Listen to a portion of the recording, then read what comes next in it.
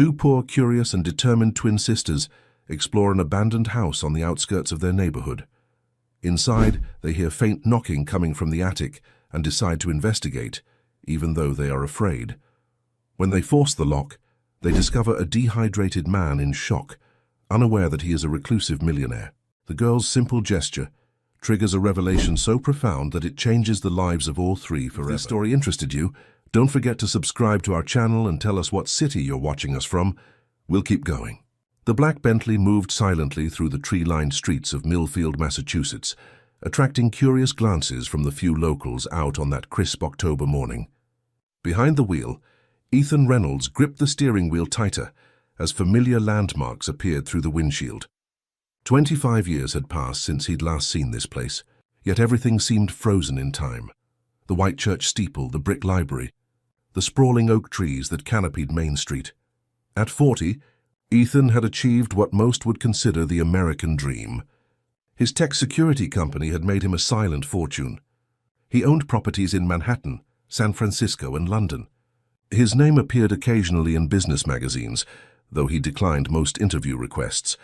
To the outside world, Ethan Reynolds was the epitome of calculated success, methodical, reserved, and unfailingly precise. No one knew about the bottled water he kept within arm's reach at all times, or the nightlights that burned in every room of his penthouse, or how he insisted on sitting near exits in restaurants and avoided crowded elevators. These quirks, invisible to his colleagues and associates, were the lingering echoes of a childhood trauma he'd never fully processed. "You've arrived at your destination," announced the navigation system as Ethan pulled up to a wrought iron gate partly obscured by overgrown vegetation. Beyond it stood Hillcrest Manor, a two-story Victorian house with peeling paint and boarded windows. The property sat on the outskirts of Millfield, isolated from neighboring homes by acres of unkempt grounds and tall trees. Ethan had purchased the property through a shell company 3 months earlier. The realtor had been eager to unload the place, mentioning something about the house being difficult to sell due to its state of disrepair and unfortunate history. Ethan hadn't asked for elaboration. He punched in the gate code and drove up the gravel driveway. Dead leaves swirled in the Bentley's wake as he approached the house. For a moment he sat motionless in the car, staring at the imposing structure. What was he doing here? Had he lost his mind coming back to Millfield?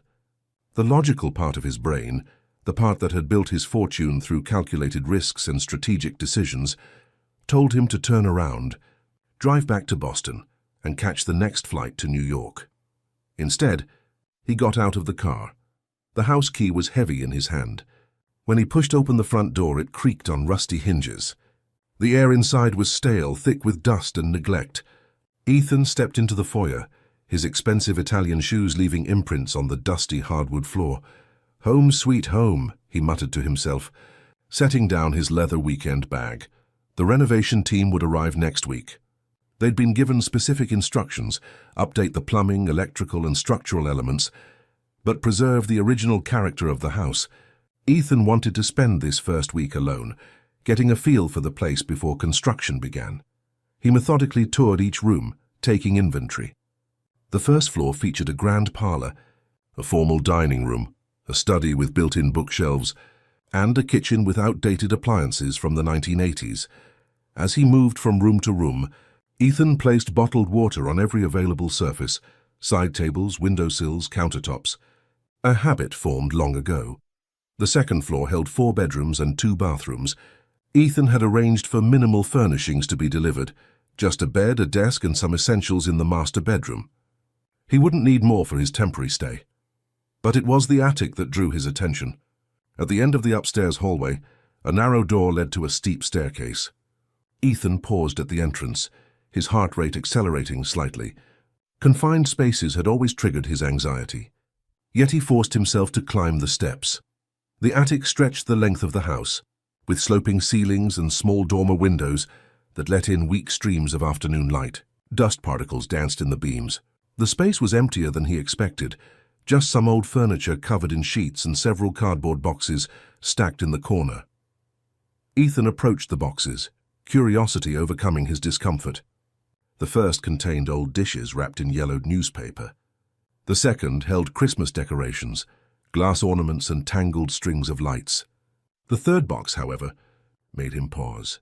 Inside were newspapers, dozens of them, dating back to the late 1990s. One headline caught his eye. "Local boy missing for 3 days found in abandoned building." His own name was printed in smaller text below. Ethan's hands trembled slightly as he lifted the newspaper. Someone had circled the article with red ink. He hadn't expected to find something so directly connected to his past here. Who had collected these papers? And why were they stored in this house? He noticed something else. Beneath the newspapers was a child's blanket, faded blue with stars on it. Familiar, yet not. Ethan felt a tightness in his chest, the beginning of memories trying to surface. He quickly replaced everything and closed the box. That night, after unpacking and ordering takeout from the only Chinese restaurant in town, Ethan sat in the study with his laptop open, but ignored. Instead, his attention kept drifting to the ceiling, to the attic above, to the box of newspapers with his name circled in red. He had returned to Millfield with a purpose, to confront the fractured memories of his childhood trauma. At 15, Ethan had disappeared for 3 days. When found, he was locked inside an abandoned building, severely dehydrated and in shock. The circumstances were never fully explained, and his family had quickly moved away from Millfield, burying the incident under layers of silence and denial. The official story was that he had wandered into the building while exploring and accidentally locked himself in. But Ethan's fragmented memories suggested something more deliberate. Someone had put him there, and that someone had wanted him to suffer. For years, therapists had encouraged him to revisit Millfield, to confront his past directly. But Ethan had built his life around avoiding exactly that. Instead, he channeled his energy into creating security systems, as if protecting others could somehow retroactively protect his younger self. The sound of a branch scraping against a window startled him. Ethan looked up, suddenly aware of how dark the house had become. He switched on more lights and checked his watch. Nearly midnight. As he prepared for bed, placing water bottles on both nightstands and turning on every lamp in the bedroom, Ethan wondered if coming back had been a mistake. The box in the attic troubled him. It seemed too coincidental, buying this specific house and finding newspapers about his own trauma. Sleep came fitfully that night. Ethan dreamed of narrow spaces, of darkness, of thirst. He woke several times, reaching automatically for water. Around dawn, he gave up on sleep entirely and went downstairs to make coffee. The morning light transformed the house, making it less foreboding. Ethan took his coffee to the back porch, which overlooked what must have once been an impressive garden. Now it was overgrown with weeds and volunteer saplings. Beyond the garden stood an old gazebo, its white paint peeling but its structure still intact. Something about the gazebo nagged at him. Had he seen it before? Ethan stared at it, trying to connect it to a memory, but nothing came. His phone rang, breaking his concentration. It was his assistant in New York. "Mr. Reynolds, I'm confirming the contractors will arrive next Monday as arranged. They've requested clarification about the attic renovations.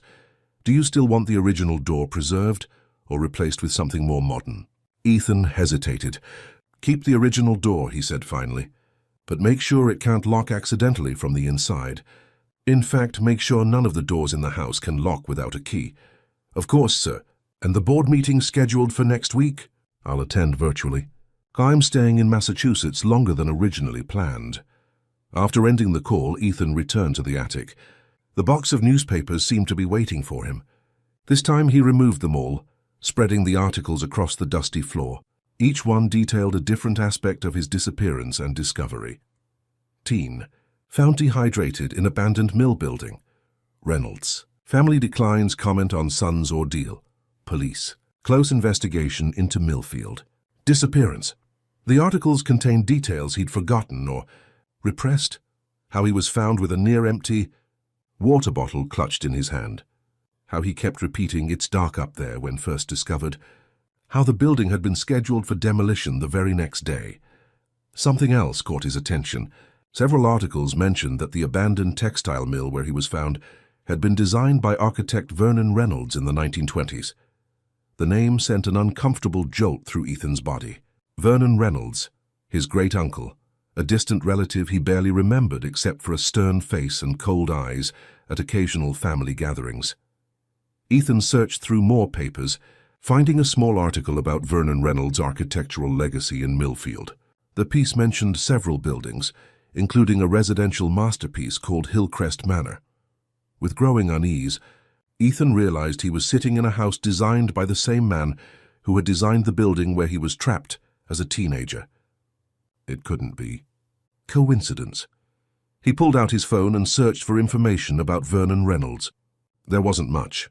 A brief Wikipedia entry mentioned his contributions to New England architecture in the early 20th century and his eccentric design preferences, particularly his fascination with hidden spaces and rooms. Ethan felt a chill that had nothing to do with the October air seeping through the attic's thin walls. He had been drawn to this house specifically, had felt compelled to buy it without fully understanding why. Now he wondered if some part of him had recognized the connection all along.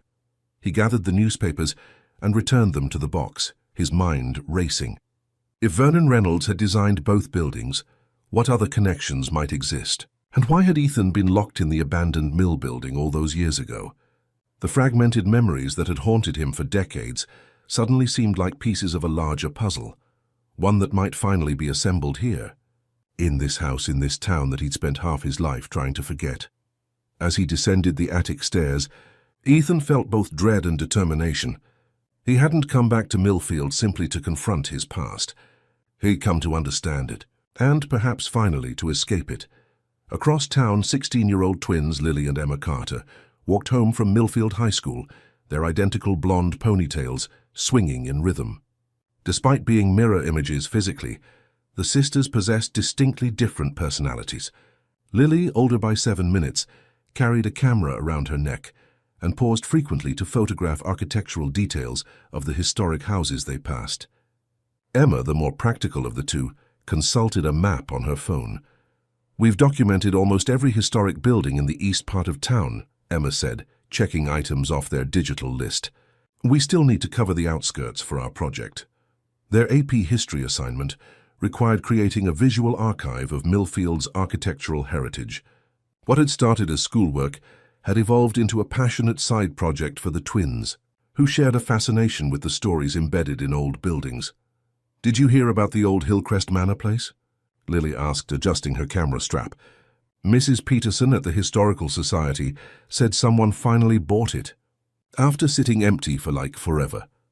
Probably some developer who'll tear it down and build condos," Emma replied, tucking a strand of hair behind her ear. "We should try to photograph it before that happens." "Hillcrest is on my list for this weekend," Lily said. "It's supposed to have these amazing dormer windows and original Victorian detailing." The girls turned onto Cedar Street, where their modest 2-story house stood in a row of similar homes. Their Aunt Sarah's gardening skills were evident in the well-tended flower beds that lined the front walk, a splash of color against the house's pale blue siding. Sarah Carter had raised the twins since they were 8, when their parents had been involved in a serious accident that left them unable to care for their daughters. The girls rarely spoke about this part of their past, having adapted to their new normal under their aunt's loving but no-nonsense care. "We're home," Emma called out as they entered through the kitchen door. The scent of something baking greeted them. Their aunt emerged from the living room, reading glasses perched on her nose and a stack of bills in her hand. At 43, Sarah managed to run a successful catering business from home while raising her nieces. Her once auburn hair now showed strands of silver, and laugh lines framed her eyes. "There are oatmeal cookies cooling on the rack," she said. "How was school?" "Mrs. Abernathy loved our concept for the architecture project," Lily said, dropping her backpack on a kitchen chair. "We're thinking of going out to photograph Hillcrest Manor this weekend." Sarah's expression shifted subtly. "Hillcrest? That old place on the hill? I thought it was abandoned." "Someone bought it," Emma explained, already reaching for a cookie. "We want to document it before they renovate it and ruin all the original features." Sarah seemed to consider something before speaking. "That house has a history, girls. People around town have always been superstitious about it." "What kind of history?" Lily asked, immediately interested. She lived for these local legends and historical footnotes. Sarah shrugged. Just old stories. The architect who designed it was supposedly eccentric, built strange features into his buildings. Hidden rooms, unusual layouts. I think there was some scandal connected to him back in the day. That makes it even more interesting, Lily said, eyes lighting up. Maybe we can include some of those stories in our project. Just be careful if you go out there, Sarah cautioned. And call me when you arrive and when you leave. We will, the twins promised in unison. Later that evening, as the girls worked on homework in their shared bedroom, Lily researched Hillcrest Manor online. There wasn't much information available, just a few mentions in articles about local architecture and a blurry black and white photograph from the 1930s. Listen to this, she said to Emma, who was solving math problems at their desk. Hillcrest Manor was designed by Vernon Reynolds in 1927. Reynolds was known for incorporating secret passages and hidden rooms in his designs, supposedly inspired by his interest in mystery novels. Creepy, Emma commented without looking up from her calculus. There's more, Lily continued. Reynolds designed several buildings in Millfield, including the old textile mill that was demolished in the late 90s. She scrolled down further. Oh, weird. There's a mention here of a boy who went missing and was found in that mill building before they tore it down. This caught Emma's attention. What happened to him? Doesn't say much. Just that he was found locked in a room after being missing for 3 days.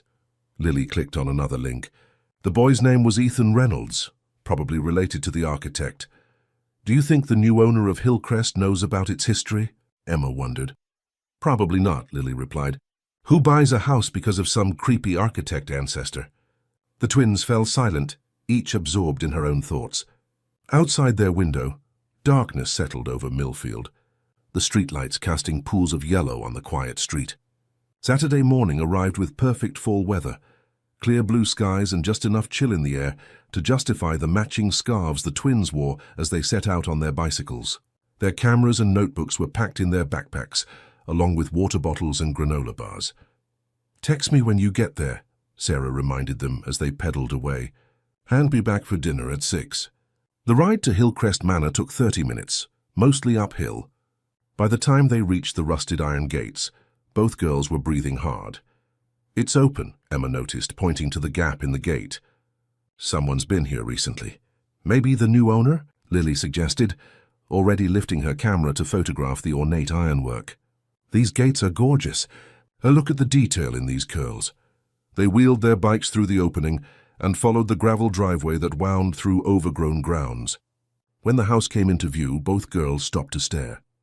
Hillcrest Manor was larger than they had imagined, an imposing Victorian with a wraparound porch, multiple chimneys and the dormer windows Lily had mentioned. Despite its dilapidated condition, peeling paint, missing roof shingles and boarded-up windows, the house possessed undeniable grandeur. This is amazing, Lily breathed, snapping photos rapidly. Look at those gingerbread trims, and the stained glass in that transom window. Emma, always more cautious, noticed other details. There's a car parked around the side. Someone's definitely here. Maybe they'll let us look inside if we explain about our project, Lily suggested hopefully. Or maybe they'll call the cops and report us for trespassing, Emma countered. Let's just take exterior shots today. For the next hour, the twins circled the house, photographing architectural details and taking notes. Lily was particularly fascinated by the attic windows, small diamond-shaped openings that peered out from under the eaves like watchful eyes. I wonder what the attic looks like, she mused. Probably full of cool old stuff. As they moved around to the back of the house, they discovered an overgrown garden with the remains of stone pathways and a dilapidated gazebo. While Emma photographed the garden layout, Lily wandered toward a cellar entrance. The doors lay flat against the ground, one hanging partially open. Curiosity pulled Lily forward. She peered down into the darkness, her camera forgotten momentarily. "Hello?" she called softly, not really expecting an answer. To her surprise, she heard something, a faint tapping sound coming from somewhere inside the house. She listened more carefully. The sound was rhythmic, almost deliberate. "Emma," she called to her sister. "Come listen to this." Emma joined her reluctantly. "We shouldn't be snooping around someone's basement, Lily." "Just listen," Lily insisted. "Do you hear that tapping?" Emma fell silent, concentrating. After a moment, she nodded slowly. It sounds like someone knocking? It's coming from inside, Lily said, excitement building in her voice. What if someone's trapped in there? That's ridiculous, Emma replied, but she didn't sound convinced. It's probably just a loose shutter banging in the wind.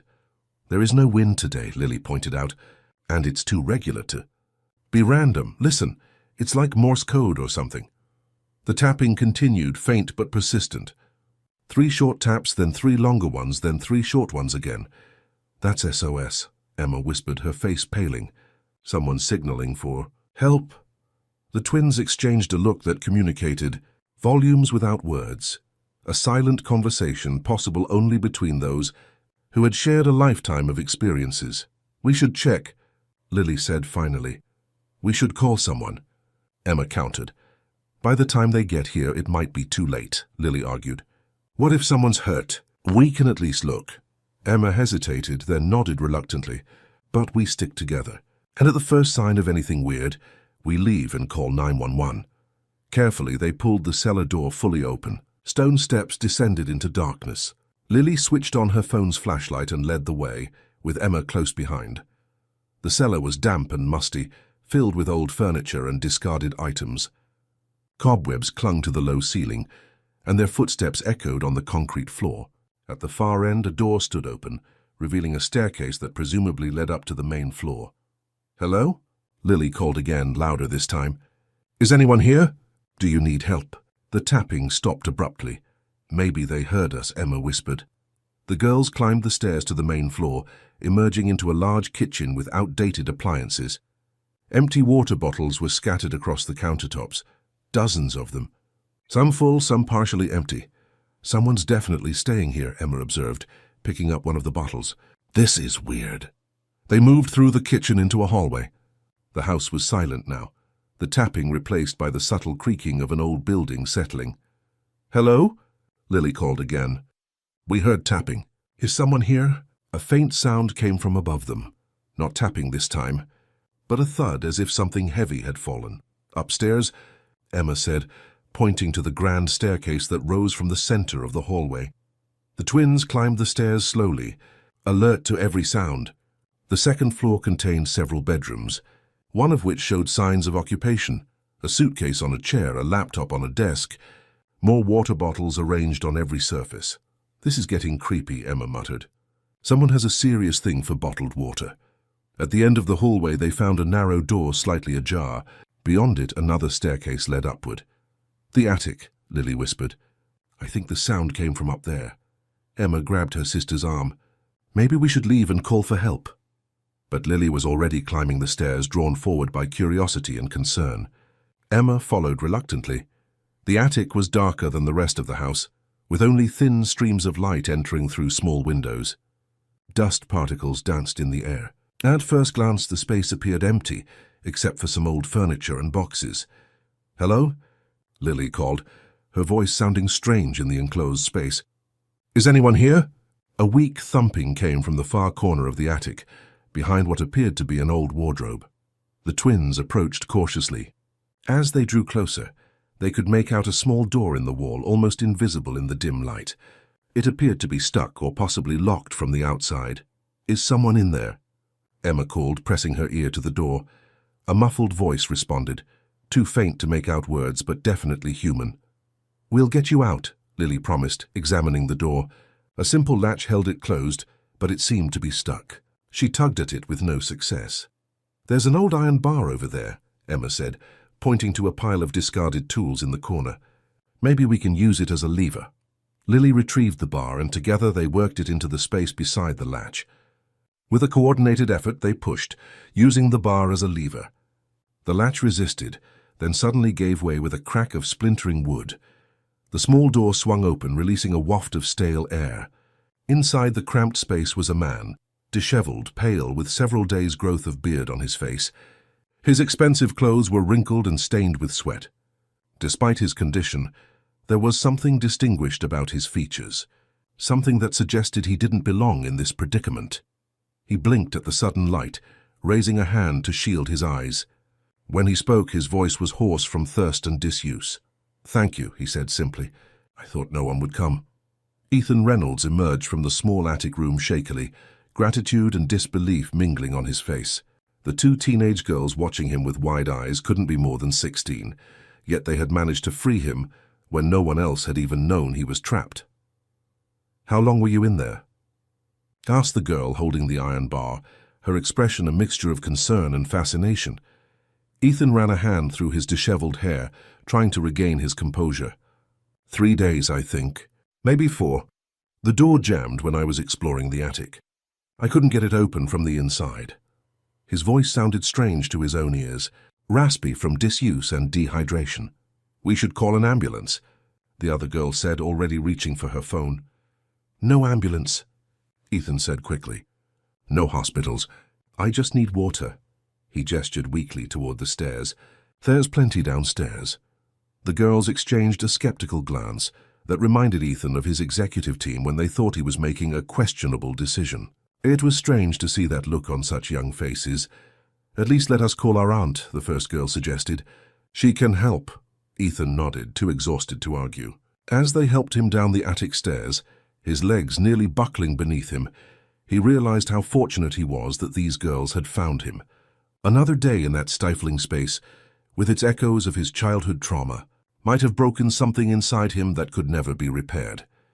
In the kitchen, the girl with the camera poured him a glass of tap water while her sister made a phone call in the next room. Ethan drank slowly, fighting the urge to gulp it down. Years of therapy had taught him how to manage the panic that came with thirst, how to remain methodical even when every cell in his body screamed for water. "I'm Lily. By the way," said the girl who had handed him the water, "that's my sister Emma on the phone. We're twins." "Ethan Reynolds," he replied automatically, then paused, wondering if he should have used an alias. But the moment for such precautions had passed. "Reynolds?" Lily's eyes widened. "Like Vernon Reynolds, the architect?" Ethan nodded cautiously. "My great-uncle. You know about him." "We're doing a project on Millfield's historic architecture for school," Lily explained. "Vernon Reynolds is one of the architects we're researching. He designed this house, right?" "Yes," Ethan confirmed, taking another careful sip of water. "Among other buildings in town, including the old textile mill that was torn down in the 90s, Lily added, watching him closely. "Were you the boy who was found there?" "The articles we read mentioned an Ethan Reynolds." Ethan felt a chill despite the kitchen's warmth. These girls had somehow connected dots that he himself was still trying to understand. "Yes," he admitted quietly. "That was me." Emma returned to the kitchen, slipping her phone into her pocket. "Aunt Sarah's on her way. She's bringing some food and first aid supplies. She wanted to call an ambulance, but I told her you refused." "Thank you," Ethan said sincerely. "I appreciate the help, but I'd prefer to keep this situation private." "Why were you in that room anyway?" Lily asked, her curiosity evidently overriding her sense of propriety. "I was examining the attic. I recently purchased this house and wanted to explore it thoroughly before renovations begin next week." Ethan shook his head.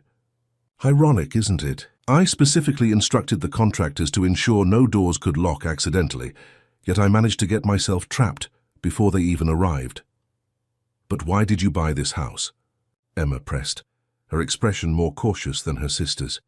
"Especially if you were trapped in another building designed by Vernon Reynolds when you were younger." The question hung in the air, uncomfortably perceptive. Ethan considered deflecting, but something about these girls, their intelligence, their boldness in entering an abandoned house to help a stranger, made him opt for honesty. "I've been trying to understand what happened to me as a teenager," he explained. "The memories are fragmented. I thought coming back to Millfield might help me piece things together." He gestured around the kitchen. "I didn't know about the connection between this house and the mill building until after I'd purchased it. Finding out was unsettling." The sound of tires on gravel interrupted their conversation. Emma moved to the window. "That's Aunt Sarah," she confirmed. Moments later, a woman in her early 40s entered the kitchen carrying grocery bags. She had auburn hair streaked with silver and shrewd eyes that immediately assessed the situation. Those eyes widened slightly when they landed on Ethan. "You're Ethan Reynolds," she said, recognition clear in her voice.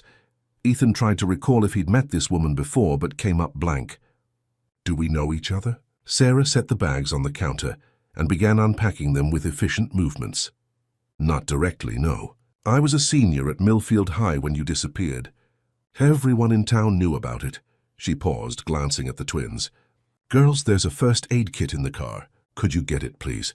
The twins exchanged a look that suggested they knew they were being dismissed but complied, leaving Ethan alone with their aunt. You came back, Sarah stated once the girls were out of earshot. After all this time. To confront the past, Ethan admitted, though I didn't expect history to repeat itself quite so literally. He gestured toward the ceiling, indicating the attic room.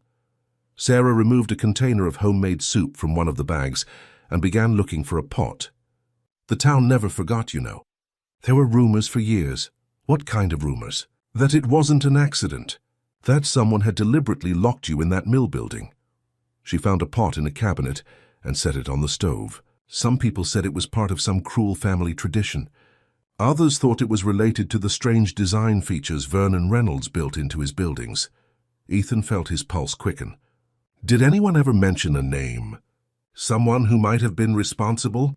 Sarah hesitated, keeping her back to him as she poured the soup into the pot. There was talk about a relative of yours who still lived in town at the time. Someone who'd worked with Vernon Reynolds.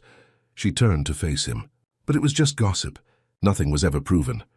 This relative, Ethan pressed. What was his name? Russell Reynolds.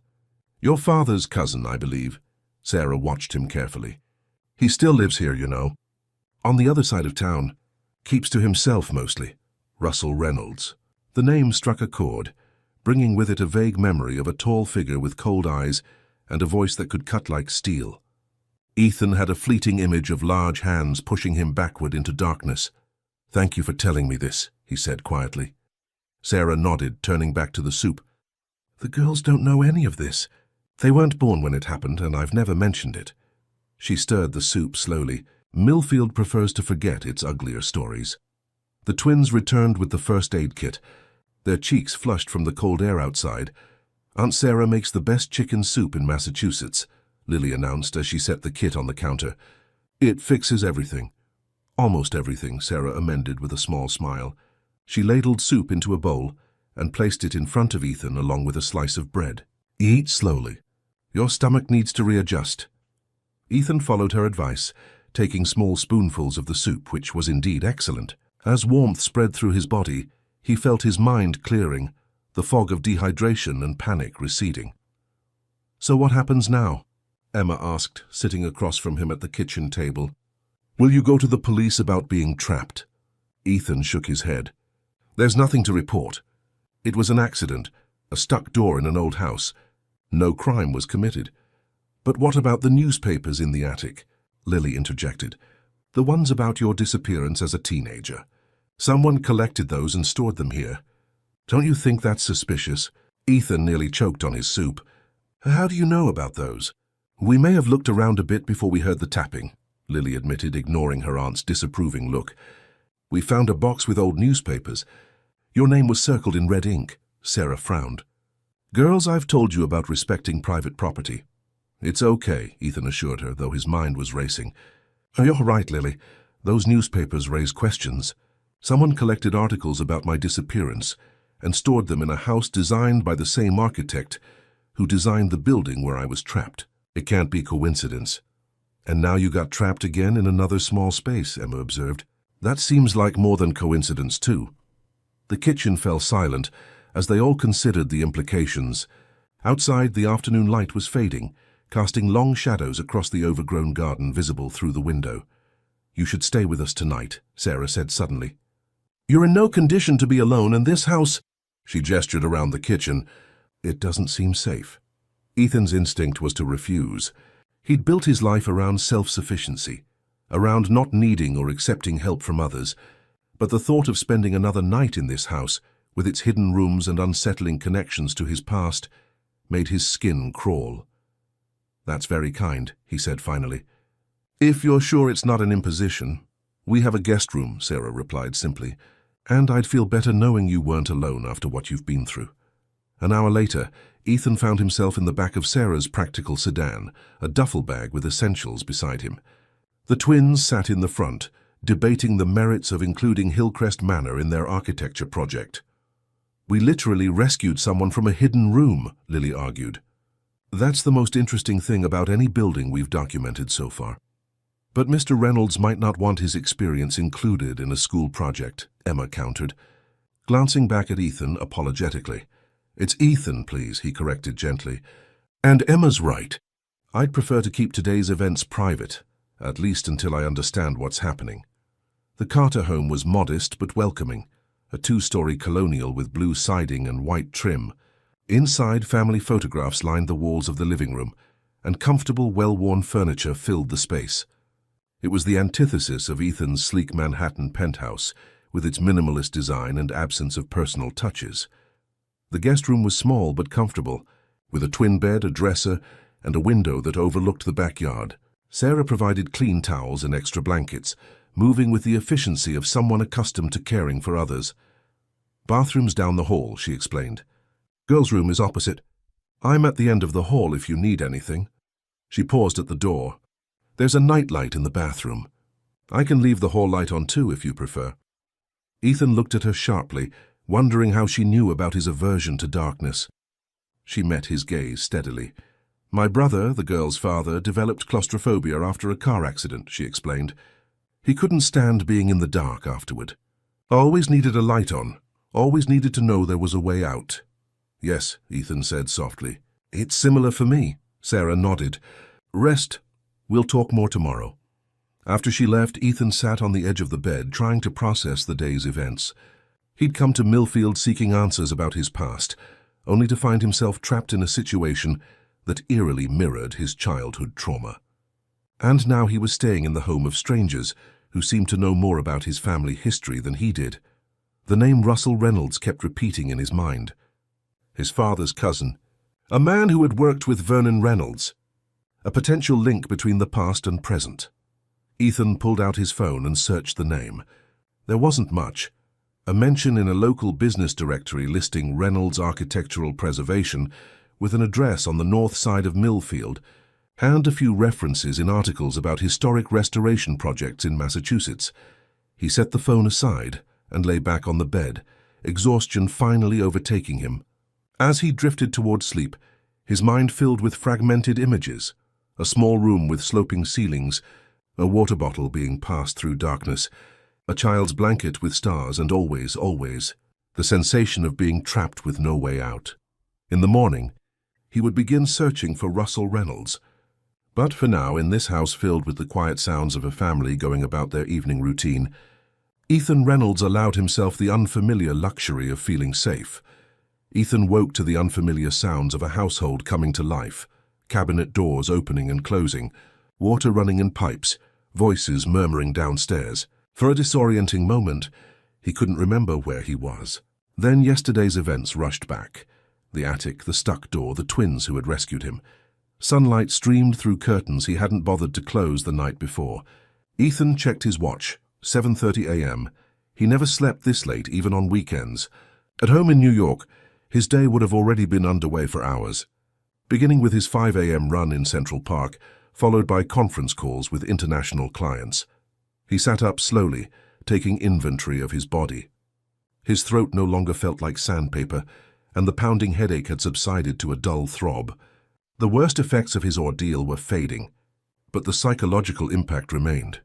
That familiar tightness in his chest when he recalled the small, dark space where he'd been trapped. After showering and changing into clean clothes from his duffel bag, Ethan made his way downstairs. The kitchen was empty except for a note on the table. Help yourself to breakfast. Coffee is ready. Sarah. He poured himself a cup from the carafe on the counter and looked around. The Carter home was lived in a way his own residences never were. Mail stacked on the counter, jackets hung haphazardly by the door, a half-completed jigsaw puzzle on a side table. It felt like a real home, not a showpiece. The back door opened, and Sarah entered carrying a basket of what appeared to be freshly cut flowers. "You're up," she observed, setting the basket on the counter. "How are you feeling?" "Much better," Ethan replied, raising his coffee cup in appreciation. "Thank you for your hospitality." Sarah nodded, arranging the flowers in a vase. The girls already left for their weekend debate team practice. "They'll be back around noon." She glanced at him. "I'm assuming you don't want to go to the police about what happened." "No, Ethan." "Confirmed.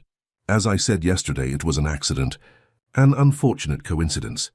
Sarah's expression suggested she wasn't convinced. 2 incidents, 25 years apart, both involving you being trapped in buildings designed by Vernon Reynolds. That's quite a coincidence. Ethan set his cup down carefully. You mentioned Russell Reynolds yesterday. My father's cousin. What can you tell me about him? Sarah sighed, abandoning her flower arranging to sit across from him at the kitchen table. Russell was the town oddball when I was growing up.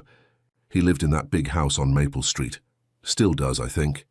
He was some kind of architectural preservationist, always fighting to save Vernon Reynolds buildings from demolition or renovation. How was he connected to my family? Ethan asked. He was close to your grandfather, from what I remember. When your family moved away after your incident, Russell stayed. He became even more reclusive after that. Sarah hesitated, then added, there were rumors that he and your father had some kind of falling out before you disappeared. Something about Vernon Reynolds' legacy, and who had the right to control it. Ethan absorbed this information, trying to connect it to his own fragmented memories. I need to speak with him. Be careful, Sarah warned. Russell Reynolds has always been intense about his family's architectural heritage, almost obsessive. Their conversation was interrupted by the doorbell. Sarah rose to answer it, returning moments later with an older man Ethan didn't recognize. He was in his 60s with a weathered face and alert eyes that widened slightly when they landed on Ethan. This is Frank Morris, Sarah introduced. Former detective with the Millfield Police Department. Frank, this is Ethan Reynolds. I know who he is, Frank said, his voice gruff but not unfriendly. Been a long time, son. Ethan stood, shaking the offered hand. Have we met before? I was assigned to your case back in '99, Frank explained. When you were found in the old mill building? I was just starting as a detective then. Frank's retired now, Sarah added, but he still consults occasionally on cold cases. Ethan felt a surge of interest. Here was someone who might have direct knowledge of his past. Do you remember the details of my case? He asked. Frank nodded. Some things you don't forget, even after all these years. I've kept tabs on you, actually. Read about your success in the tech world. Pretty impressive. Sarah called me this morning, Frank continued, accepting the coffee Sarah offered. Told me what happened at Hillcrest Manor. Said you might have questions about the past. Ethan glanced at Sarah, who shrugged. Frank knows more about what happened than anyone else in Millfield. I thought he might be able to help.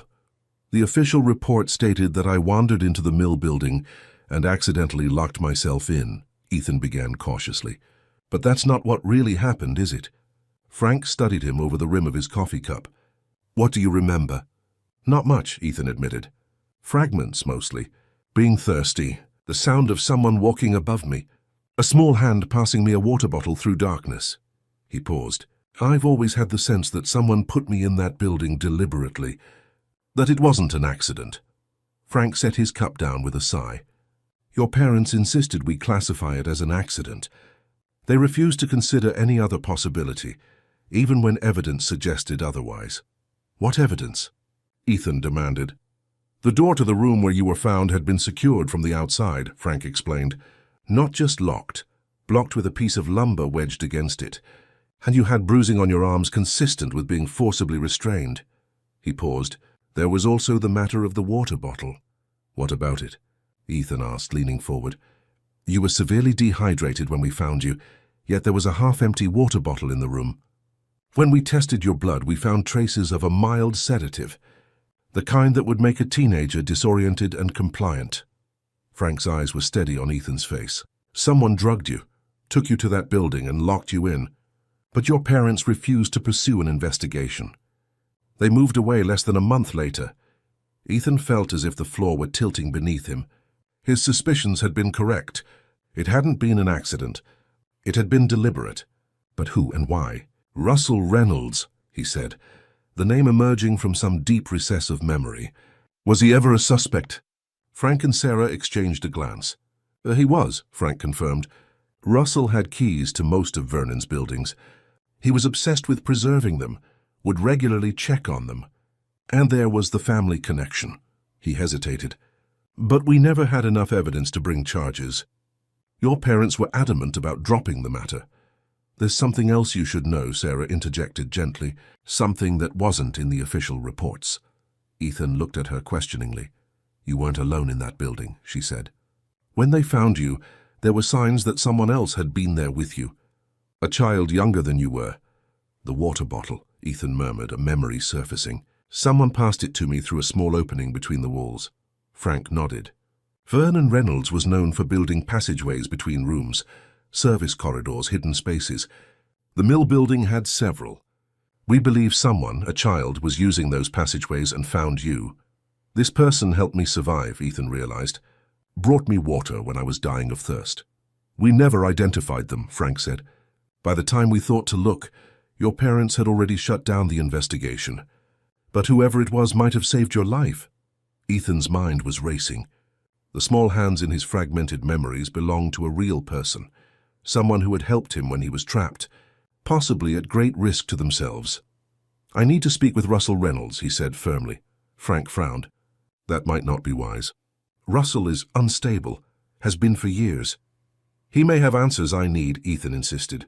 About Vernon, about what happened to me, about this house I've purchased that seems connected to it all. Frank looked as if he wanted to argue, but finally nodded. I'll go with you. Russell knows me, might be more willing to talk if I'm there. But not today. He glanced at his watch. I have a commitment this afternoon. Tomorrow would be better. I'll come as well, Sarah offered. Russell used to frequent my catering business when I first started it. He always seemed to like me, or at least tolerate me. Ethan felt a surge of gratitude toward these virtual strangers who were willing to help him navigate his past. Thank you, he said simply. After Frank left, promising to return the next morning, Sarah busied herself with preparations for a catering job that evening. Ethan offered to help, finding an unexpected peace in the simple tasks of chopping vegetables and arranging appetizers on trays. You're good at that, Sarah observed, as he meticulously garnished a platter of smoked salmon. Most people aren't so precise. Ethan smiled slightly. I find repetitive tasks calming. They help me focus when my mind is racing. They worked in companionable silence for a while before Sarah spoke again. The girls are quite taken with you, you know, especially Lily. She's always been drawn to mysteries and puzzles. They're remarkable young women, Ethan said sincerely. Brave too. Not many teenagers would enter an abandoned house to help a stranger. They've had to be brave, Sarah said, her expression softening. Their parents, my brother and his wife, were in a serious car accident when the girls were 8. Thomas, my brother, suffered a traumatic brain injury. His wife, Catherine, was paralyzed from the waist down. They're in a specialized care facility in Boston now. She paused. The girls visit them monthly, but it's been hard. They've had to grow up quickly. You've done an amazing job with them, Ethan observed. Sarah smiled faintly. We manage. It hasn't always been easy financially, but we've made it work. She glanced at him. What about you, family? None to speak of, Ethan replied. My parents moved to Arizona after we left Millfield. I see them at Christmas, sometimes Thanksgiving. We're not close. He focused on arranging a sprig of dill. My father never approved of my career choices. He wanted me to join the family law firm. And instead you built a tech empire, Sarah remarked. I looked you up last night. Reynolds Security Systems. Very impressive, Ethan shrugged. I wanted to create something that made people feel safe. After what happened to me, security became important. The front door opened, followed by the sound of teenage voices and backpacks being dropped in the hallway. Moments later, Lily and Emma appeared in the kitchen doorway. Mr. Reynolds is still here. Lily exclaimed, clearly pleased, and he's helping with the Wilson wedding prep. It's Ethan, remember, he reminded her with a smile. And yes, your aunt has put me to work. Apparently I have a talent for garnish arrangement. Are you feeling better? Emma asked, her more reserved nature evident in her careful question. Much better, thank you. Your aunt has been very kind. Frank Morris came by, Sarah informed the twins as they raided the refrigerator for lunch ingredients. He's going to help Ethan talk to Russell Reynolds tomorrow. Lily's eyes widened. The creepy old guy who lives in that stone house on Maple? The one who yells at kids for walking on his lawn? That's him, Sarah confirmed. And he doesn't yell, Lily, he just expresses himself forcefully. He threatened to call the police when our debate team was selling cookies door to door last year, Emma recalled. Said we were disturbing the architectural harmony of the neighborhood. He's connected to what happened to me as a teenager, Ethan explained. I need to speak with him. Try to understand why I was locked in that mill building. The twins exchanged a look. We want to come too, Lily announced. Absolutely not, Sarah and Ethan responded simultaneously. But we're already involved, Lily protested. We rescued Mr. Reynolds, Ethan, from the attic. And we're researching Vernon Reynolds for our project anyway.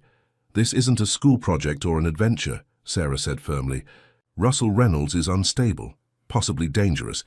You two will stay here. Lily looked ready to argue further, but Emma placed a hand on her sister's arm, silently counseling restraint. After lunch, the twins disappeared upstairs to work on their school project, while Ethan helped Sarah load the catering supplies into her van. I should return to Hillcrest, he said as they closed the van's rear doors. I need to retrieve my car and some of my belongings. Sarah frowned. Are you sure that's wise? After what happened? I'll be careful, Ethan promised. I won't go near the attic. And I need my laptop and other essentials if I'm going to stay in Millfield longer than planned. Sarah still looked uncertain but nodded. Take my spare key so you can get back in. He'll be gone most of the evening with this catering job. Thank you, Ethan said, pocketing the key. For everything. Sarah studied him for a moment. You know, when I recognized you yesterday, I almost didn't say anything. Millfield is good at keeping secrets, at pretending the past doesn't exist, but some secrets fester if they're buried too long. She squeezed his arm gently. Be careful, Ethan. Whatever happened 25 years ago, someone went to great lengths to keep it hidden. After Sarah left for her catering job, Ethan borrowed her bicycle to return to Hillcrest Manor. The ride gave him time to think, to process the revelations of the morning. Someone had deliberately locked him in that mill building as a teenager.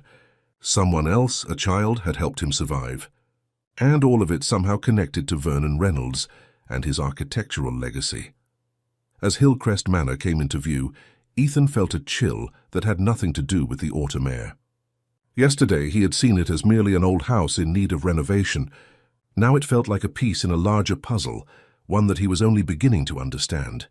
He parked the bicycle by his Bentley and entered through the front door, which he'd left unlocked in his haste to leave with the Carters the previous evening. Inside, the house was quiet, dust particles dancing in the afternoon sunlight that streamed through the windows. Ethan moved efficiently, gathering his laptop, phone charger and additional clothing from the bedroom. He deliberately avoided looking toward the attic stairs at the end of the hallway. As he was about to leave, a sound caught his attention, a soft thud from somewhere in the house. Ethan froze, listening. It could be just the house settling, an old building making the noises old buildings make. Then it came again, distinct, deliberate, the sound of a door closing. Someone else was in the house. Ethan stood motionless in the upstairs hallway, his senses heightened. The sound had come from downstairs, perhaps from the direction of the kitchen. He considered his options. The sensible choice would be to leave immediately, avoid any confrontation. But curiosity and a growing determination to uncover the truth about his past propelled him forward. He moved quietly down the stairs, placing each foot carefully to avoid the creaking steps. At the bottom, he paused again, listening. The house had fallen silent, but Ethan could feel a presence, that inexplicable awareness that he wasn't alone. "Hello?" he called, deciding that direct confrontation was better than this unnerving silence. "Is someone there?" No response. Ethan moved toward the kitchen where he'd heard the sound. The room appeared empty at first glance, the same water bottles scattered across the countertop, the same afternoon light filtering through dusty windows. Then he noticed something new, a folded piece of paper placed prominently on the kitchen table. He approached cautiously and unfolded the note. Written in neat, precise handwriting were the words, "Leave Hillcrest. Leave Millfield. The past should stay buried." A chill ran through Ethan. The note confirmed his suspicions. Someone didn't want him investigating his past. Someone who had access to this house, who perhaps knew about the newspapers in the attic, who might even have been responsible for the door jamming and trapping him. The sound of a car starting outside pulled him from these thoughts. Ethan rushed to the window in time to see an older model sedan pulling away from the house, moving too quickly for him to make out the license plate or the driver. With a growing sense of unease, Ethan gathered his belongings and left the house, locking the door behind him. The note he carefully placed in his pocket, evidence that his presence in Millfield had not gone unnoticed. The ride back to the Carter home was tense, Ethan constantly checking over his shoulder for signs of the sedan. By the time he arrived, the twins were sitting on the front porch engrossed in their laptops. "You're back," Lily exclaimed, looking up. "Did you get what you needed from Hillcrest?" "And more," Ethan replied cryptically, parking the bicycle. "Is your aunt still at her catering job?" Emma nodded. "She won't be back until late. We were just researching Vernon Reynolds for our project." She hesitated. "Actually, we found something interesting you might want to see." Ethan followed the girls into the house, his curiosity piqued. In the living room, Lily opened her laptop and pulled up a scan of an old architectural journal. "This is from 1928, she explained. "It's an interview with Vernon Reynolds about his design philosophy. Listen to this part," she read aloud. "Architecture should challenge the inhabitant, not merely shelter them. I design spaces that require engagement, that force confrontation with one's surroundings. My most successful buildings are those where inhabitants must solve the building itself, navigate its complexities, discover its secrets. This is why I incorporate what some call puzzling elements, rooms that connect in unexpected ways, passages that appear when needed, spaces that reveal themselves only to the observant." He designed buildings as puzzles. Ethan murmured, the implications sinking in. "There's more," Emma said, turning her own laptop toward him. "We found records of a private journal Vernon kept, mentioned in several academic papers about his work. According to these sources, Vernon designed certain buildings with what he called test spaces, rooms designed to elicit specific psychological responses." "What kind of responses?" Ethan asked, though he suspected he already knew. "Mostly related to problem-solving under duress," Lily answered. "The papers are vague about details, but they mention that Vernon believed in architectural trials that would reveal a person's true character."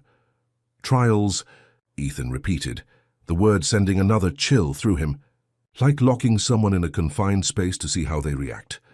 The twins exchanged a look. "That's what we were thinking," Emma admitted. "But here's where it gets really interesting.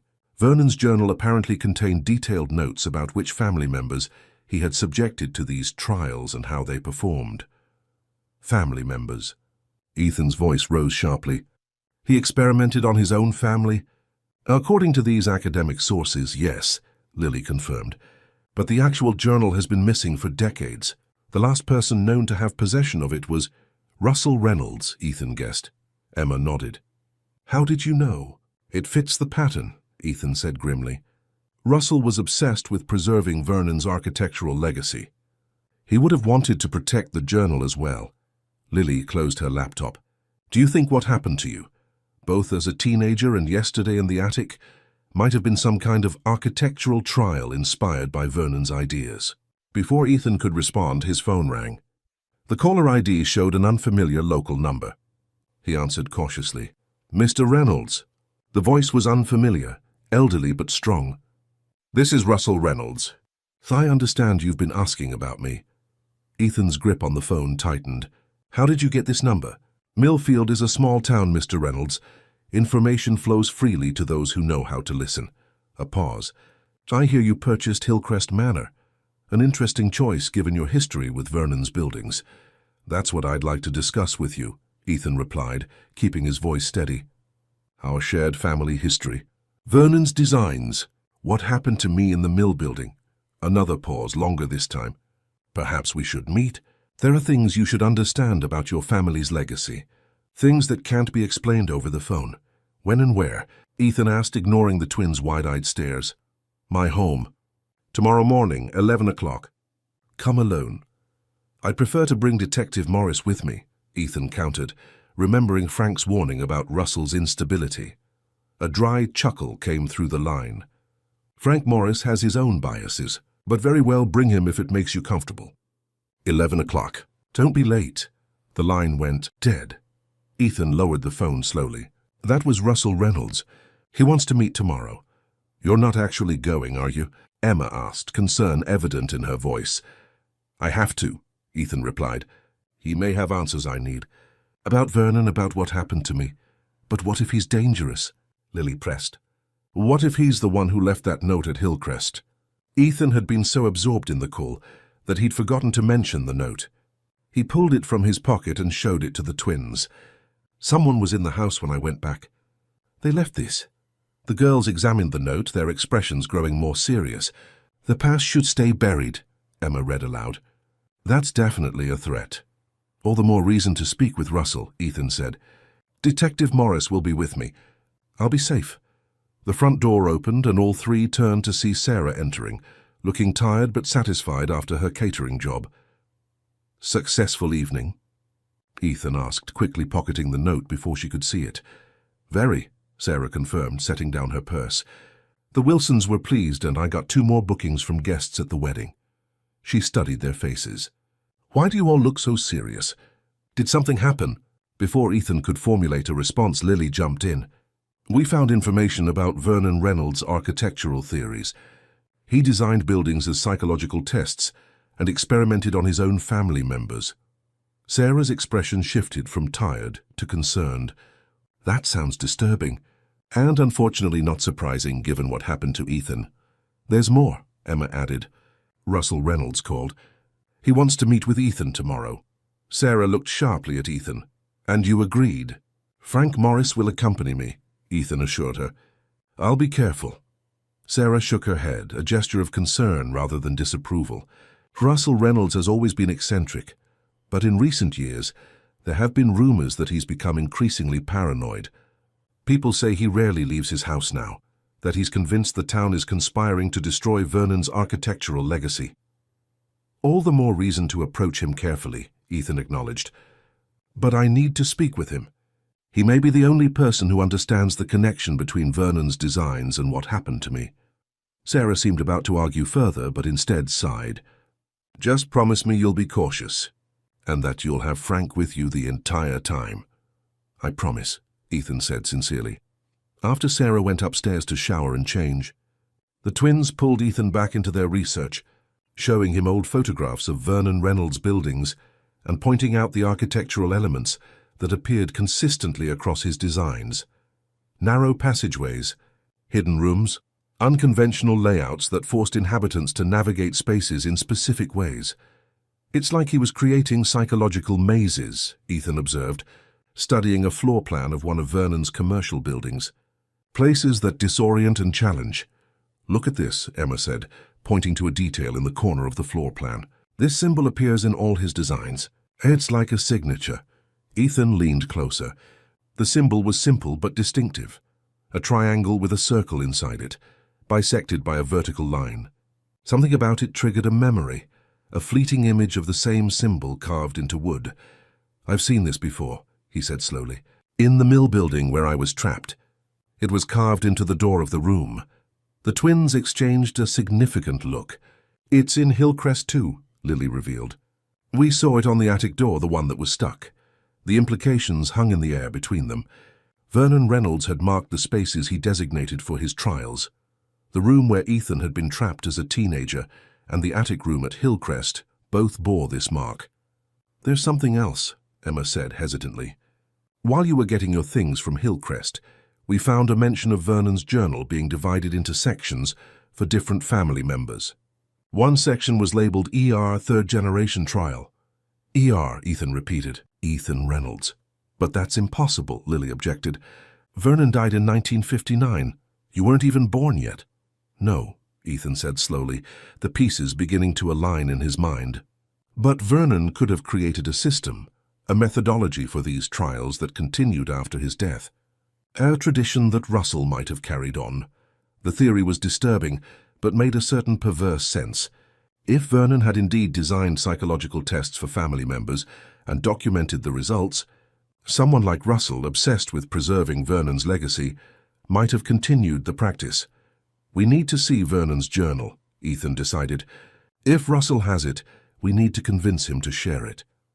Or find it ourselves, Lily suggested, her expression brightening with the thrill of investigation. Lily, Emma cautioned, we can't just break into Russell Reynolds' house looking for a journal. No one's breaking into anywhere, Ethan said firmly. I'll speak with Russell tomorrow with Detective Morris present. If the journal exists and contains information about what happened to me, I'll find a way to access it legally. That evening after dinner, Ethan sat on the guest room bed, reviewing the information the twins had uncovered. The pieces were starting to form a pattern. Vernon's architectural trials, Russell's obsession with preserving that legacy, Ethan's own experiences in two different Reynolds-designed buildings. But there were still missing elements. Who had helped him survive in the mill building by passing water through the wall? Why had his parents so adamantly refused to investigate what happened? And who had left the threatening note at Hillcrest? Ethan's phone chimed with a text message from Frank Morris. Confirmed for tomorrow, 10:30 a.m. We'll pick you up at the Carter house. Be prepared. Russell can be difficult. Another chime followed almost immediately. This one from his assistant in New York.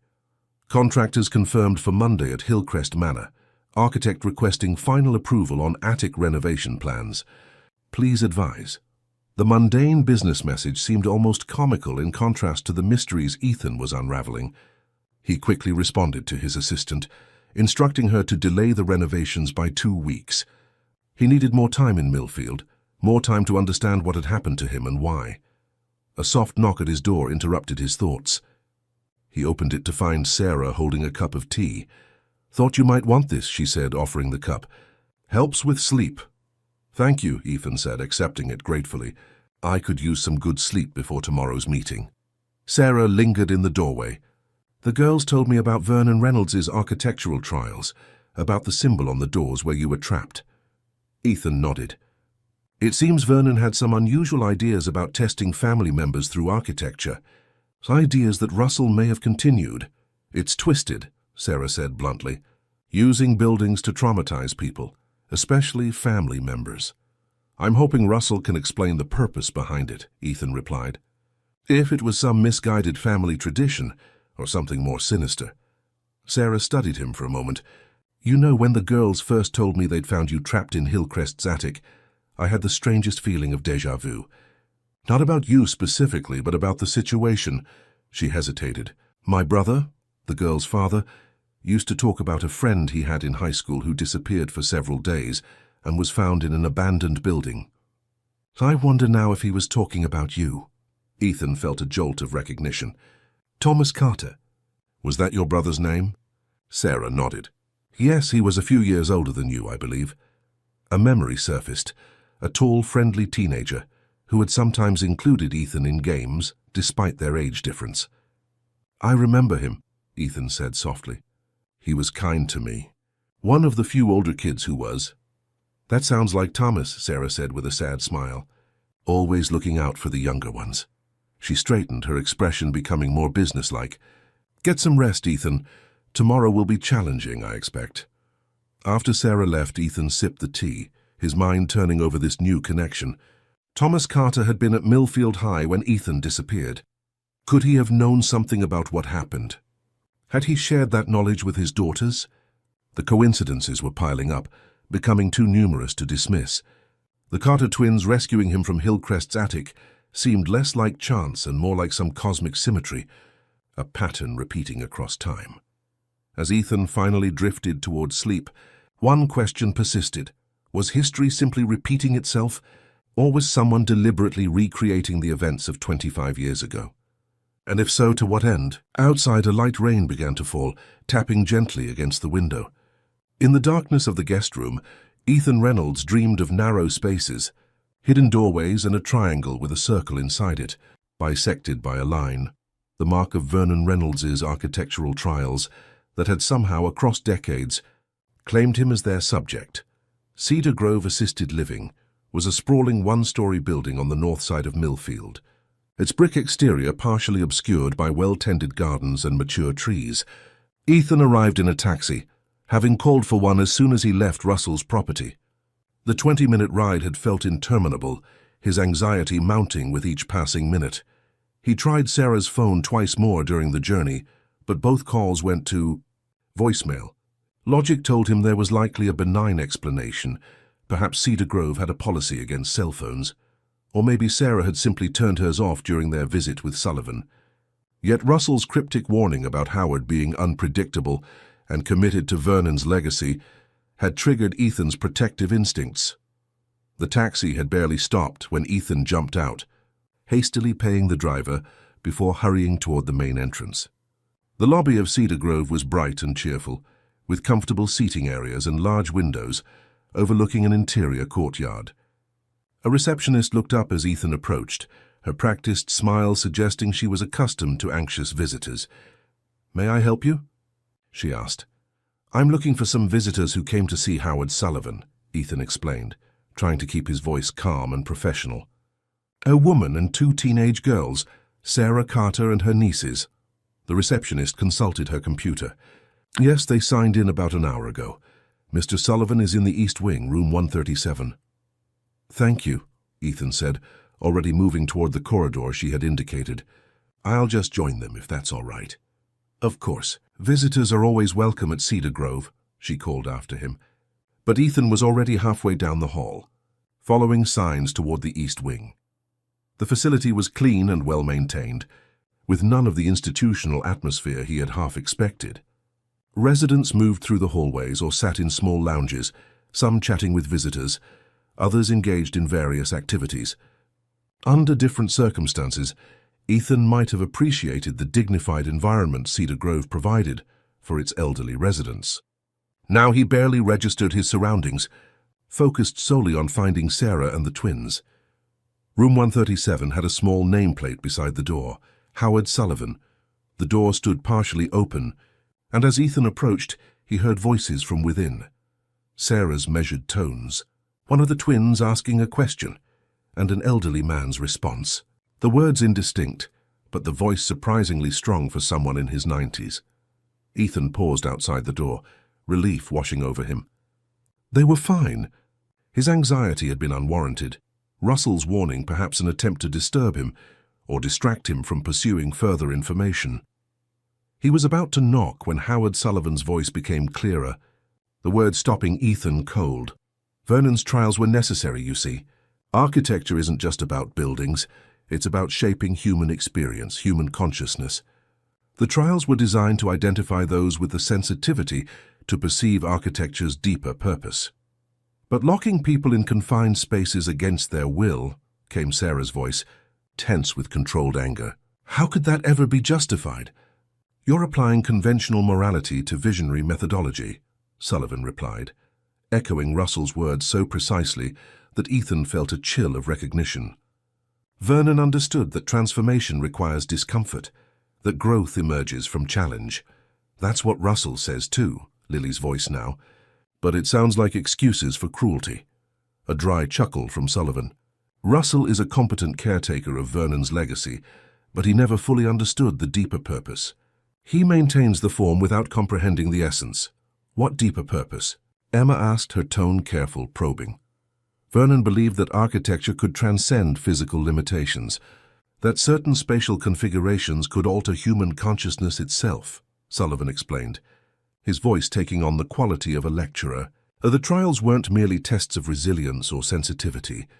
They were attempts to induce specific psychological states, to prepare subjects for architectural enlightenment. Enlightenment through trauma. Sarah's skepticism was evident. Transformation through controlled crisis, Sullivan corrected. Vernon discovered that certain spatial experiences, under specific conditions of isolation and sensory limitation, could trigger what he called architectural awakening, a heightened state of spatial awareness that bordered on the extrasensory. Ethan felt as if the floor were tilting beneath him. This went beyond Russell's explanation of architectural sensitivity into something more disturbing, more cult-like in its implications. "And you helped design these trial spaces?" Lily asked. "I refined Vernon's concepts, yes," Sullivan acknowledged, pride evident in his voice. "Vernon had the vision, but I developed the practical applications, the precise dimensions that induced claustrophobic response without panic, the subtle geometric asymmetries that disorient without causing nausea, the lighting conditions that alter perception of time." "You designed psychological torture chambers," Sarah said flatly. "I designed transformational spaces," Sullivan countered. Each trial room was calibrated to the subject's psychological profile, their specific fears and resistances. "Your young friend Ethan, for instance, His trial space in the mill building was designed to address his particular psychological barriers, his resistance to embracing his architectural inheritance. Ethan had heard enough. He pushed the door open and stepped into the room. "And did my trial space work as designed, Mr. Sullivan?" he asked, his voice steady despite the anger coursing through him. Howard Sullivan sat in an armchair by the window, thin and frail-looking in a cardigan sweater, but with alert eyes that showed no sign of the confusion Russell had mentioned. Sarah and the twins turned at Ethan's entrance, surprise and relief crossing their faces. "Ethan," Sullivan said, studying him with obvious interest, "after all these years, I wondered if you might find your way back to Millfield eventually." He gestured to a vacant chair. "Please, join us. We were just discussing Vernon's methodology." "I heard," Ethan replied, remaining standing. "For you were explaining how you designed spaces specifically to traumatize people for their own enlightenment." Sullivan sighed. "Your perspective is understandably colored by your experience. But consider the results. You emerged from your trial with enhanced spatial awareness, with architectural sensitivity that later translated into innovative security system designs.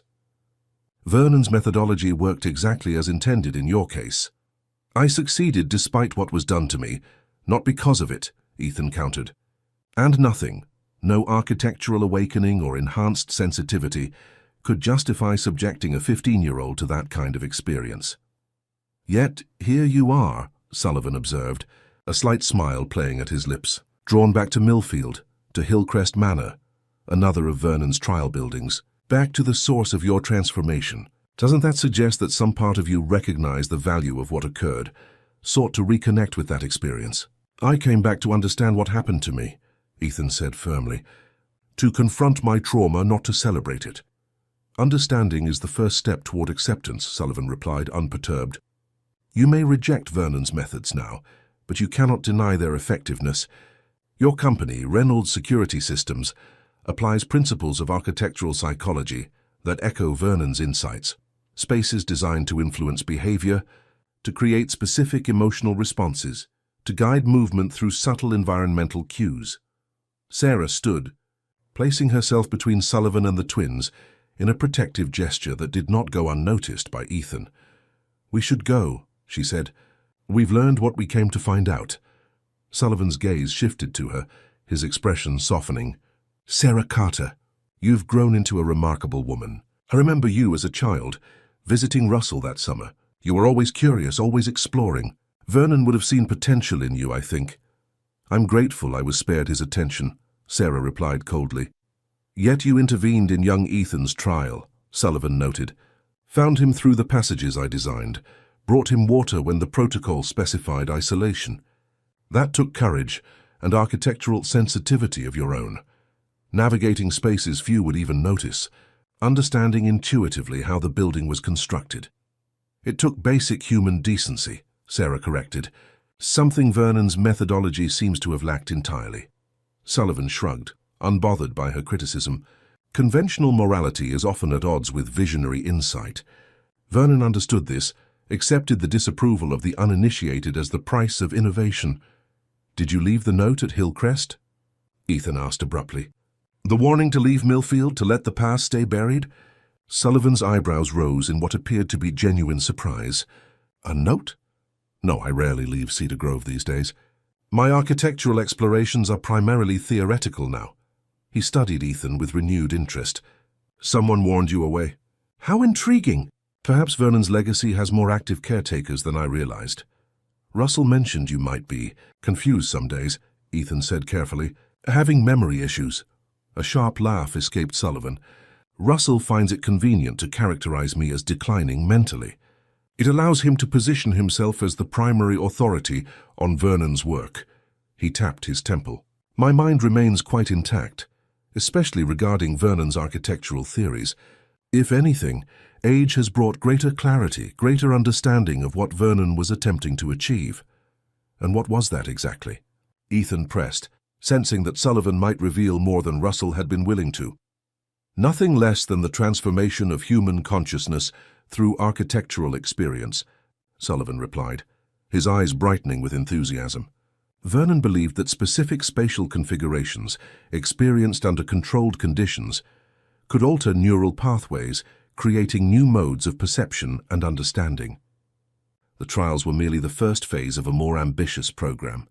What program? Lily asked, unable to contain her curiosity despite Sarah's protective stance. Sullivan smiled at her, seeming pleased by her interest. Vernon designed a sequence of architectural experiences, each building on the previous, culminating in what he called the ultimate space, a room designed to induce a permanent state of heightened architectural awareness, a kind of perpetual enlightenment. That sounds like brainwashing, Emma observed bluntly. A crude characterization, but not entirely inaccurate, Sullivan acknowledged. Vernon saw it as neural reprogramming through spatial experience, using architecture to reshape consciousness itself. Did he create this ultimate space? Ethan asked, disturbed by the implications yet needing to understand the full extent of Vernon's delusions. He designed it, Sullivan confirmed, but never built it. The plans exist only in his private papers, which Russell guards jealously. A shadow crossed his aged face. Vernon died before he could implement the final phase of his work. Her great loss to architectural innovation. A fortunate escape for potential victims, Sarah countered. Sullivan waved a dismissive hand. Victims, subjects, initiates, terminology changes nothing about the fundamental value of Vernon's insights. Architecture shapes human experience more profoundly than most realize. Vernon simply made that influence explicit, intentional. Did you know about the trap mechanism in Hillcrest's attic? Ethan asked. The one that nearly killed me a few days ago. Sullivan nodded. I designed it myself, based on Vernon's specifications. A self-activating door mechanism triggered by pressure on specific floor sections. He frowned slightly, though it should have been deactivated decades ago when the house was sold outside the family. Russell was supposed to ensure that all trial spaces were rendered safe when Reynolds' properties changed hands. Well, he didn't, Ethan said grimly. The mechanism was still very much functional when I stepped into that attic room. Interesting, Sullivan murmured, more to himself than to his visitors. Russell has always been meticulous about maintaining Vernon's buildings according to protocol. An oversight seems uncharacteristic. Unless it wasn't an oversight, Sarah suggested. Unless someone deliberately ensured the mechanism remained active, knowing Ethan had purchased the house. Sullivan's gaze sharpened. An intriguing theory.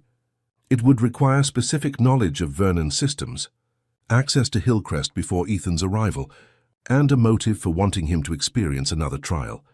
Russell has the knowledge and could have accessed the house before I moved in, Ethan pointed out. And he believes in Vernon's methodology, in the value of these trials. Russell maintains Vernon's legacy, yes, Sullivan agreed, but he follows protocols precisely. Reactivating a trial mechanism without documentation, without supervision, that would be a significant deviation from Vernon's methodology. Then who?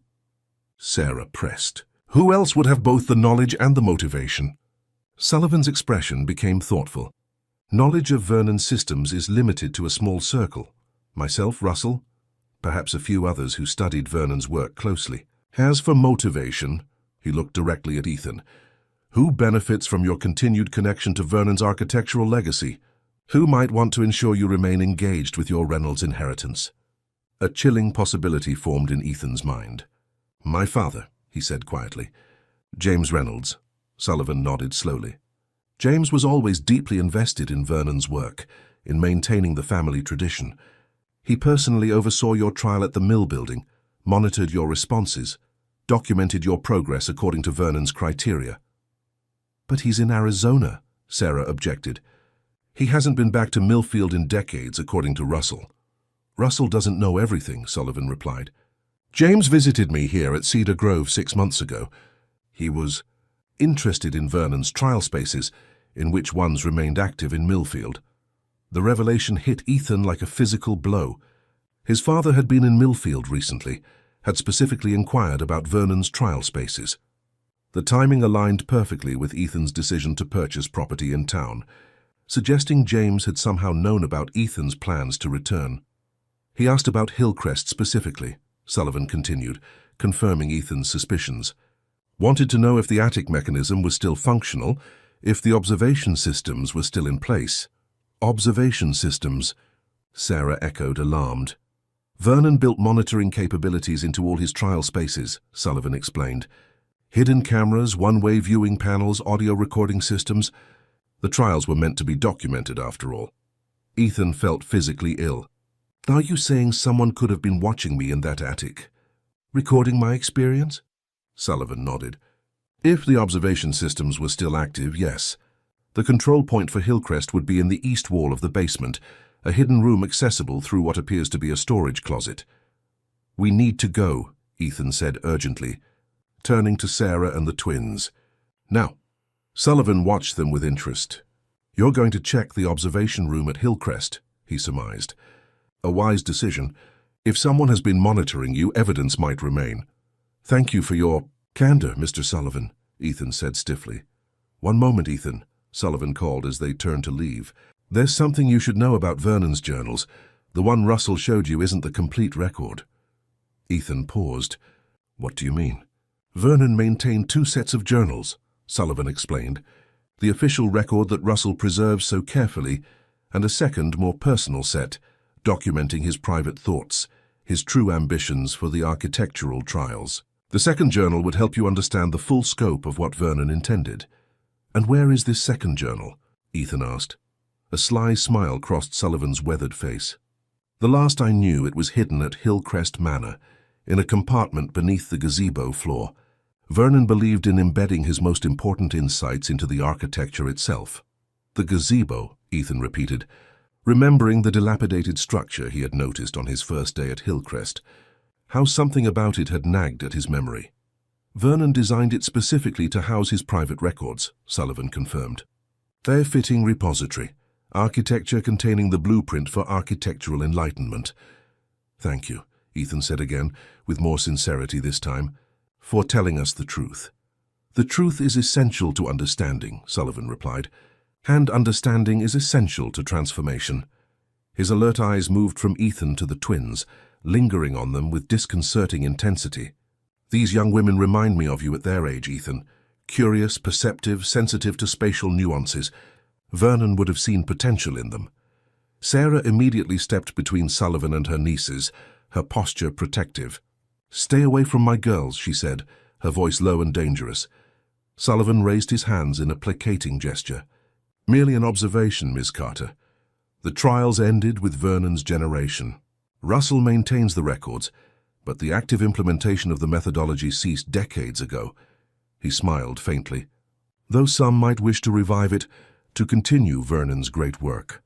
That will never happen, Ethan said firmly. Vernon's great work was abuse disguised as architecture, trauma masquerading as enlightenment. It ends now. They left Sullivan's room quickly after that, Ethan ushering Sarah and the twins through Cedar Grove's cheerful hallways with barely concealed urgency. Only when they reached Sarah's car in the parking lot did they pause to breathe, to process what they had learned. Do you think he was telling the truth? Lily asked, her usual enthusiasm dampened by Sullivan's disturbing revelations. About your father visiting him? About the observation room at Hillcrest? I think so, Ethan replied grimly. Sullivan seemed proud of his role in Vernon's work, eager to share his knowledge. I don't think he was lying. Then your father might have been watching you in that attic, Emma said, her logical mind connecting the implications. Might have reactivated the trap mechanism, specifically to subject you to another trial. And might be the one who left that threatening note, Sarah added. Warning you away when you began investigating the past, connecting with us. We need to check the observation room, Ethan decided. And the gazebo. If Sullivan is right, if there's evidence my father has been involved, has been monitoring me, we'll need help, Sarah said firmly. I'm calling Frank Morris. She pulled out her phone, which showed several missed calls from Ethan. You tried to reach me? Russell warned me that Sullivan might be dangerous, Ethan explained. I was worried about you and the girls. Sarah's expression softened. We were fine. Sullivan is disturbing, but physically harmless at his age, and Cedar Grove has staff everywhere. She dialed Frank's number, briefly explaining the situation and requesting his presence at Hillcrest Manor. He'll meet us there in 20 minutes, she reported. After ending the call, the drive to Hillcrest passed in tense silence, each of them processing Sullivan's revelations in their own way. Ethan found his mind returning to the gazebo, to Sullivan's claim about Vernon's private journal being hidden there. If true, it might contain insights into Vernon's true motivations, into the full extent of the trial methodology that had shaped Ethan's life. Frank Morris was waiting in his pickup truck when they arrived at Hillcrest, his weathered face serious as they approached. "Got here as quick as I could," he said by way of greeting. "Sarah mentioned something about an observation room in the basement." Ethan nodded. According to Sullivan, Vernon built monitoring systems into his trial spaces. The control point for Hillcrest should be behind a false wall in the basement's east side. "And you think someone, possibly your father, has been using it recently?" Frank clarified. "Sullivan said my father visited him 6 months ago, asking specifically about Hillcrest's systems," Ethan confirmed. "The timing aligns with my decision to return to Millfield, to purchase property here." Frank's expression darkened. "If James has been back in town, monitoring you without your knowledge, that crosses several legal boundaries. Invasion of privacy at minimum. Let's find out what's down there before we decide on next steps," Ethan suggested, leading the group toward the house. The basement of Hillcrest Manor was damp and musty, filled with the accumulated debris of decades, old furniture, discarded appliances, cardboard boxes of forgotten belongings. The east wall, as Sullivan had indicated, contained what appeared to be a storage closet with a heavy wooden door. "This looks promising," Frank commented, examining the door. "Solid oak, newer than the surrounding architecture. A replacement, perhaps. Or a disguise," Ethan suggested. He pulled the door open, revealing what initially appeared to be a simple closet filled with cleaning supplies and old paint cans. "Sullivan said there's a hidden room behind this." Frank ran his hands along the back wall of the closet, pressing methodically in different locations. False walls usually have a release mechanism, a pressure point or hidden latch. After several minutes of searching, Emma spoke up from where she had been examining the floor. "Look at this," she said, pointing to a slight discoloration in the wooden boards. "This section of flooring is newer than the rest. And there's a small indentation here, see?" Frank knelt beside her, examining the spot she indicated. "Good eye, Emma. This could be our access point." He pressed firmly on the discolored board, which gave slightly under pressure. A soft click came from the back wall of the closet, and a section of the wall swung inward, revealing a dark space beyond. Ethan's heart raced as Frank illuminated the hidden room with his phone's flashlight. The space was small, perhaps 6 feet square, and contained a desk with monitoring equipment that looked decades old, analog recording devices, switchboards, and a bank of small black and white monitors. Most significant, however, was the evidence of recent use. A modern laptop computer sitting amid the vintage equipment, connected to the older systems through a series of adapters. "Someone has updated the monitoring capabilities," Frank observed, carefully entering the room. "Bridged the gap between Vernon's original systems and current technology." "Is it active?" Sarah asked, peering over his shoulder. Frank examined the equipment. "The power is on, and this recording unit appears to be functioning." He gestured to a digital video recorder connected to the laptop. This setup could capture footage from cameras throughout the house, storing it locally and potentially uploading it remotely. Ethan felt a profound violation, knowing that someone, likely his own father, had been secretly monitoring his movements in Hillcrest. "Can you tell if it's been accessed recently?" Frank checked the laptop, which was password protected but displayed a login timestamp on the lock screen. "Last login was 3 days ago, according to this, right around the time you were trapped in the attic." "So someone was watching," Lily said, her voice small with the realization. "Someone saw Ethan trapped up there and didn't help. Or someone caused him to be trapped and observed the results," Sarah added grimly. Frank continued examining the room, his former detective's instincts evident in his methodical approach. "There's something else here," he said, opening a drawer in the desk. He carefully removed a leather-bound notebook and several USB drives labeled with dates. "Documentation and digital recordings." The notebook contained handwritten entries in a precise, architectural hand that Ethan recognized from the journal Russell had shown him. Vernon's handwriting, continuing in this hidden room decades after his death. But the later entries were in a different hand, one that sent a chill through Ethan. He recognized his father's handwriting from years of terse birthday cards and formal notes. The most recent entry was dated just 4 days earlier. Subject has returned to Hillcrest as anticipated. Attic trial mechanism activated and confirmed functional. Observation systems updated and remote monitoring established. Phase 2 of third-generation integration protocol prepared for implementation. Vernon's vision continues. My father, Ethan said quietly, showing the entry to the others.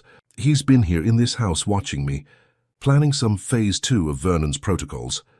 This is evidence of criminal activity, Frank said firmly. Invasion of privacy, illegal surveillance, potentially false imprisonment, if he deliberately trapped you in that attic. He carefully placed the notebook in a plastic bag he retrieved from his pocket. We should contact the Millfield Police Department, file a formal report. Not yet, Ethan said, surprising the others. There's one more place we need to check first. Sullivan mentioned Vernon's private journal might be hidden in the gazebo out back. Frank looked skeptical, but nodded. Lead the way. The gazebo stood in the overgrown garden behind Hillcrest, its white paint peeling and several boards rotting from exposure to the elements. Yet its basic structure remained sound, a testament to Vernon's architectural skill. Ethan approached it cautiously, feeling as if he were completing a circle begun decades ago. Sullivan said there's a compartment beneath the floor, he explained, stepping carefully onto the gazebo's wooden planks. Something about Vernon embedding his insights into the architecture itself. The center of the gazebo floor featured a circular inlay, a decorative element that might have appeared purely aesthetic to casual observation. But Ethan, studying it with new understanding, recognized Vernon's symbol worked into the pattern, the triangle circle line that had marked his buildings, his trial spaces, and even Ethan himself on the family diagram. Here, he said, kneeling beside the inlay. This is Vernon's mark. Frank joined him, examining the wooden inlay. The centerpiece looks like it might rotate, he observed, tracing the circular element with his finger. Try turning it clockwise. Ethan did so, meeting resistance at first, then feeling the mechanism give way as decades of disuse yielded to persistent pressure. The circular piece turned 90 degrees, then clicked into place. A section of the gazebo floor, about 2 feet square, lifted slightly, revealing a hidden compartment beneath. Inside lay a leather-bound volume, similar to the one Russell had shown him, but smaller, more worn. Beside it was a sealed envelope with ER written on it in fading ink. ER, Sarah read over his shoulder. Ethan Reynolds. How could Vernon have left something for you decades before you were born? Not just for me, Ethan realized. For any Reynolds with those initials who found their way to this place. Vernon was planning for future generations, setting puzzles that only those with architectural sensitivity would solve. He carefully removed the journal and envelope from the compartment. The journal's cover bore no title, no symbol, just years of wear that had softened its leather binding. The envelope was sealed with wax impressed with Vernon's triangle circle line mark. Should we open these here? Sarah asked, glancing at the darkening sky. Evening was approaching, and with it a sense of unease about remaining at Hillcrest as night fell. No, Ethan decided. Let's take them back to your place. I want to examine them carefully, and I'd rather not do it here, where my father might return at any moment. They secured the gazebo compartment and returned to Sarah's car, the journal and envelope carefully stowed in Ethan's bag. Frank followed them back to the Carter house in his pickup truck, the notebook from the observation room safely in his possession. At Sarah's kitchen table, with mugs of hot tea to ward off the evening chill, Ethan finally opened Vernon's private journal. The first entry was dated 1937, the handwriting more personal, less formal than in the official journal Russell maintained. Architecture must be more than shelter, more than aesthetic pleasure. It must transform consciousness itself. My buildings will be instruments of awakening, tools to access heightened states of perception. The trials are not mere tests but initiations, passages from ordinary awareness to architectural enlightenment. My family will be the first to experience this transformation, to transcend the limitations of conventional spatial perception. Ethan read selected passages aloud, the group falling silent as Vernon's true ambitions became clear. The architect had not merely been testing family members for some inherited sensitivity, He had been attempting to fundamentally alter human consciousness through controlled architectural experiences. The trials were designed as progressive initiations into what Vernon called spatial enlightenment, each more intensive than the last. He was creating a cult, Frank said bluntly after Ethan had read several entries, using architecture as his medium, his own family as his subjects. And my father has continued his work, Ethan added grimly, turning to the last written page of the journal. There, in his father's handwriting, was an entry dated just 2 months earlier. Preparations complete for E's return to Millfield. Hillcrest acquired through third-party channels as planned. Observation systems updated. Trial spaces reactivated. Vernon's ultimate space designs reviewed and construction specifications finalized. The third-generation protocol will reach its culmination at last. Ultimate space, Sarah repeated. Sullivan mentioned that Vernon's final design meant to permanently alter consciousness. And my father has the plans, Ethan realized, has been preparing to implement them. With hands that trembled slightly, he opened the sealed envelope addressed to ER. Inside was a single sheet of paper, yellowed with age, containing a message written in Vernon's precise hand. To the Reynolds who finds this message, your presence here confirms what I have long theorized, that architectural sensitivity transcends conventional lineage, that certain spaces call to those prepared to experience them. You have passed through trials designed to awaken your inherited potential, to prepare you for the ultimate space. Beneath Hillcrest Manor lies the foundation for my greatest work, a room designed to transform consciousness permanently, to induce perpetual architectural enlightenment. The plans are embedded in this house, in dimensions and proportions perceptible only to those with awakened sensitivity. Complete what I began. Build the ultimate space.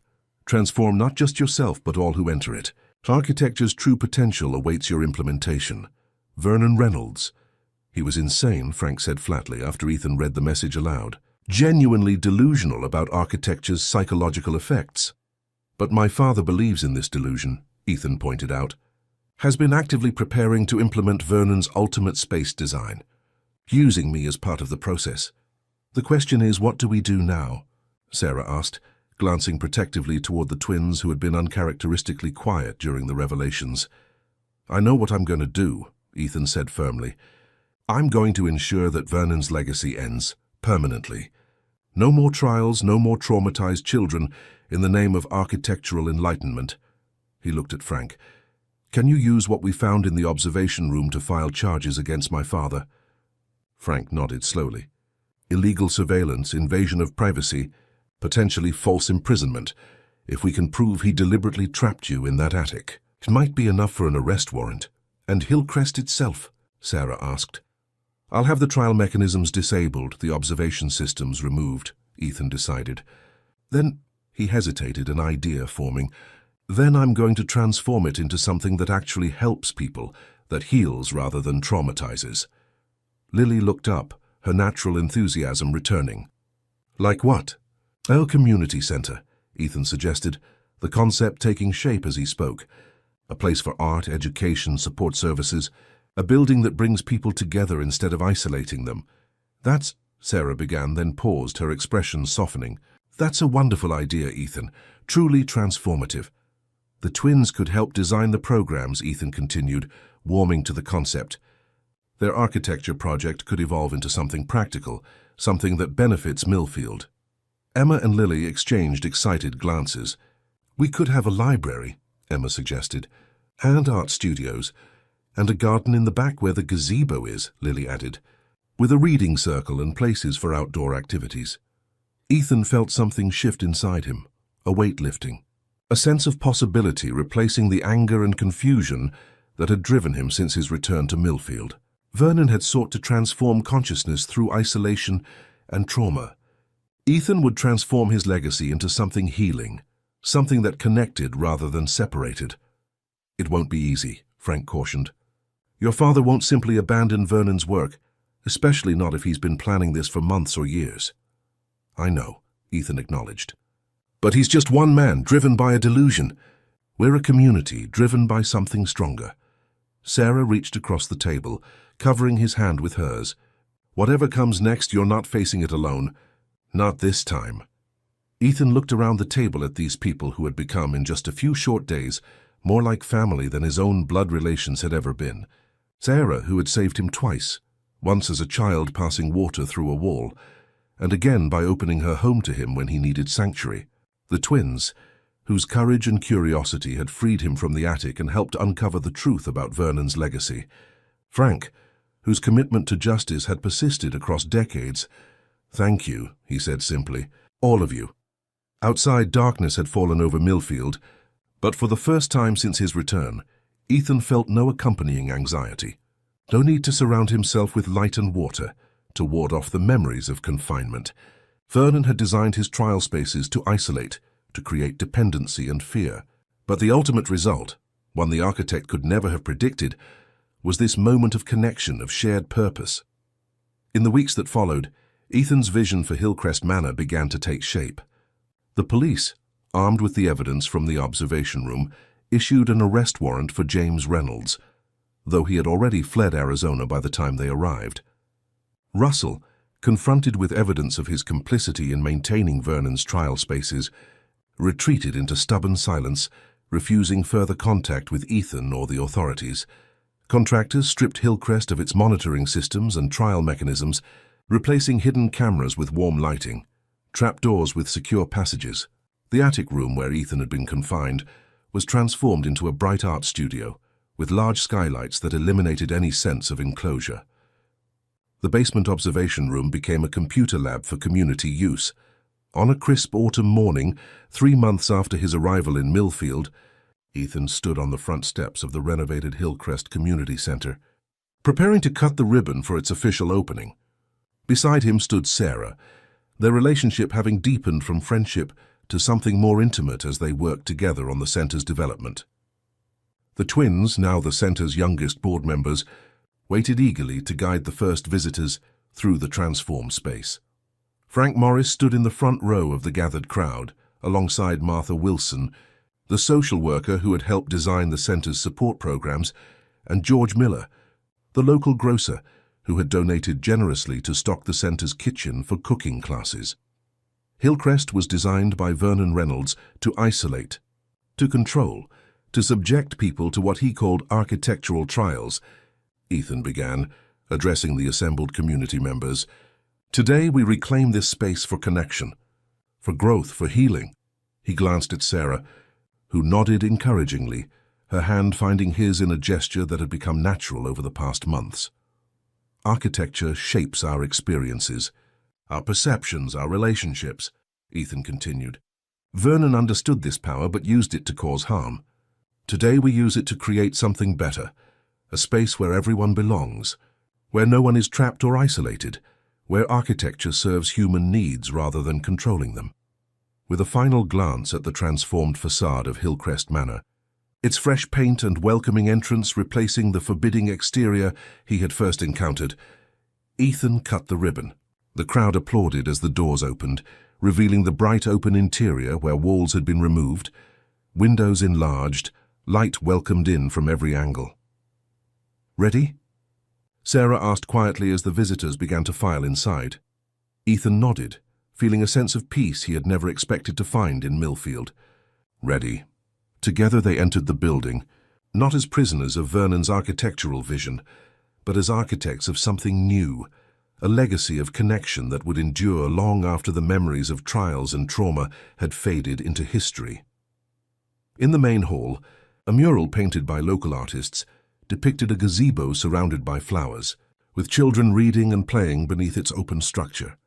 And in the center of the gazebo floor, almost unnoticeable unless one knew to look for it, was a small geometric pattern, not Vernon's triangle circle line, but a new symbol Ethan had designed, a circle broken open, with lines radiating outward like light. Architecture transformed not to control but to liberate, not the end of a story but the beginning of one.